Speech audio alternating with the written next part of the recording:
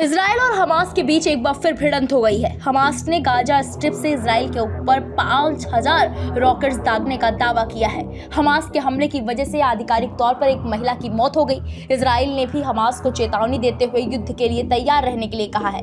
इस बात की जानकारी सामने आई है कि हमास के लड़ाकों ने इजराइल में घुसपैठ की है और सैनिकों पर गोलियां बरसाई हैं। फिलिस्तीनी चरमपंथियों के संगठन हमास को इजराइल ने भी जवाब दिया है। गाजा स्ट्रिप के पास इजरायली सैनिकों और हमास के लड़ाकों के बीच मुठभेड़ हो रही है। इजराइल ने गाजा स्ट्रिप पर हमला करना शुरू कर दिया है।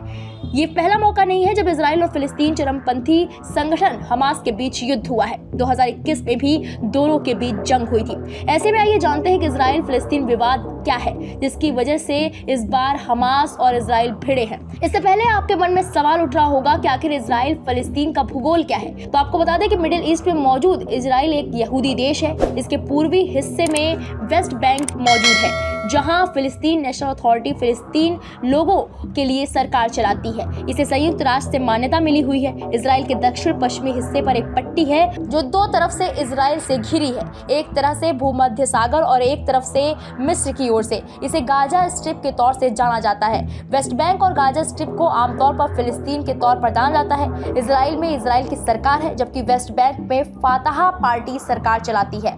गाजा स्ट्रिप पर हमास का कब्जा है। फिलिस्तीन नेशनल अथॉरिटी को ही फिलिस्तीन के तौर पर देखा जाता है, लेकिन इसके एक हिस्से यानी वेस्ट बैंक में तो सरकार है, लेकिन दूसरे हिस्से गाजा स्ट्रिप पर सरकार का कोई नियंत्रण नहीं है।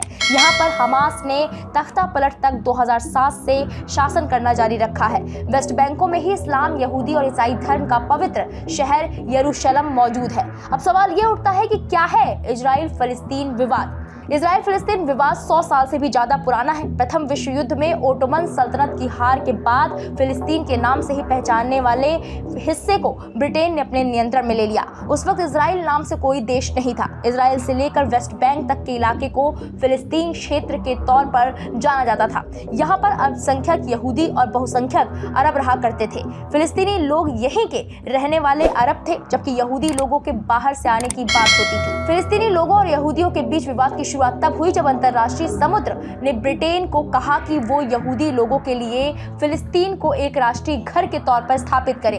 यहूदियों का मानना था कि ये उनके पूर्वजों का घर है। दूसरी ओर फिलिस्तीनी अरब यहाँ पर फिलिस्तीन नाम से एक नया देश बनाना चाहते थे। उन्होंने ब्रिटेन के नए देश बनाने के कदम का पुरजोर विरोध किया। इस तरह फिलिस्तीन इजराइल विवाद की शुरुआत होने लगी। 1920 से लेकर 1940 के बीच यूरोप में यहूदियों के साथ जुल्म किए गए। यहूदी वहां से भागकर एक देश की तलाश में यहाँ पहुंचने लगे। यहूदियों का मानना था कि ये उनकी मातृभूमि है और वो यहाँ पर अपना देश बनाएंगे। इस दौरान यहूदियों और फिलिस्तीन लोगों के बीच हिंसा भी हुई। 1947 में संयुक्त राष्ट्र ने कहा कि यहूदियों और अरबों के लिए अलग अलग देश बनाने के लिए मतदान किया जाए। संयुक्त राष्ट्र ने यह भी कहा कि यरूशलेम एक अंतरराष्ट्रीय शहर बन जाएगा। हालांकि यहूदियों ने संयुक्त राष्ट्र की बात को स्वीकार कर लिया, लेकिन अरब लोगों ने इसका विरोध किया। इस वजह से ये कभी लागू हुआ ही नहीं। जब ब्रिटेन से समस्या का समाधान नहीं हुआ तो वो यहाँ से निकल गया।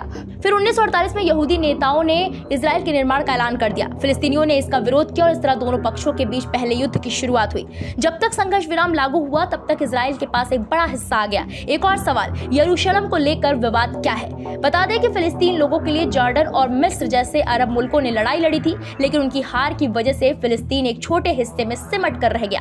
जॉर्डन के कब्जे में जो जमीन आई उसे वेस्ट बैंक का नाम मिला, जबकि मिस्र के कब्जे वाले इलाके को गाजा स्ट्रिप कहा गया। वहीं यरूशलेम शहर को पश्चिम में इजरायली सुरक्षा बलों और पूर्व में जॉर्डन के सुरक्षा बलों के बीच बांट दिया गया। ये सब बिना किसी शांति समझौते के किया गया। 1967 में जब दोबारा युद्ध हुआ तो इस बार इजराइल ने पूर्वी यरूशलेम के साथ साथ वेस्ट बैंक और गाजा स्ट्रिप पर भी कब्जा जमा लिया। गाजा से तो इजराइल पीछे हट गया, लेकिन उसने वेस्ट बैंक पर कंट्रोल जारी रखा। इजराइल पूर्वी यरूशलेम को अपनी राजधानी के तौर पर होने का दावा करता है, जबकि फिलिस्तीन लोग इसे अपनी भविष्य की राजधानी मानते हैं। ज्यादातर फिलिस्तीन लोग अभी भी वेस्ट बैंक में ही रहते हैं, जबकि कुछ लोग गाजा स्ट्रिप में रह रहे हैं। यरूशलेम शहर यहूदी, इस्लाम और ईसाई धर्म तीनों के लिए काफी महत्वपूर्ण है। यरूशलेम में अल अक्सा मस्जिद मौजूद है, जिसे इस्लाम की सबसे पवित्र मस्जिदों में से एक माना जाता है। यहाँ पर टेम्पल माउंट भी है, जहाँ यहूदी धर्म के लोग प्रार्थना करते हैं। वहीं यरूशलेम में ईसाइयों के क्वार्टर में चर्च ऑफ द होली सेपल्कर मौजूद है, जो कि उनकी प्रमुख जगह है। ये जगह ईसा मसीह की कहानी, मृत्यु, सलीब पर चढ़ाने और पुनर्जीवन की कहानी का केंद्र है। यही वजह है कि तीनों धर्मों के लोगों के बीच इस शहर को लेकर टकराव होता रहा है। आखिर क्या है हमास, ये जानना भी आपके लिए बेहद जरूरी है। हमास फिलिस्तीन का एक इस्लामिक चरमपंथी संगठन है। इसी की वजह से इजराइल और फिलिस्तीन के बीच युद्ध की शुरुआत हो चुकी है। हमास ने ही 7 अक्टूबर की सुबह इजराइल पर 5000 रॉकेट दागे और इजराइल में घुसपैठ कर इजराइल के नागरिकों पर हमला किया।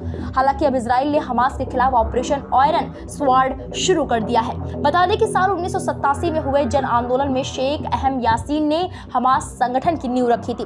तब से हमास फिलिस्तीनी इलाकों से इजराइल को हटाने के लिए लड़ाई लड़ रहा है। हमास को गाजा पट्टी से ऑपरेट किया जाता था। इजराइल को बतौर देश हमास मान्यता नहीं देता और इस पूरे इलाके में एक इस्लामी राष्ट्र की स्थापना करना चाहता है। और अब सवाल ये भी उठता है कि हमास का मकसद क्या है। अपनी स्थापना के 1 साल बाद साल 1988 में हमास द्वारा एक चार्टर जारी किया गया। इस संगठन ने अपने चार्टर ने इजराइल और यहूदियों को लेकर कहा कि यहूदी समुदाय और इजराइल को पूरी तरह खत्म करने की हमास दम लेगा। बता दें कि हमास 2 भागों में विभाजित है, जिसका एक भाग का दबदबा वेस्ट बैंक और गाजा पट्टी पर है, वहीं दूसरे भाग को साल 2000 में शुरू किया गया। इसकी शुरुआत के साथ ही इजराइल पर होने वाले हमलों में बढ़ोतरी देखी गई। इसकी शुरुआत के साथ ही आत्मघाती हमले भी बढ़े हैं।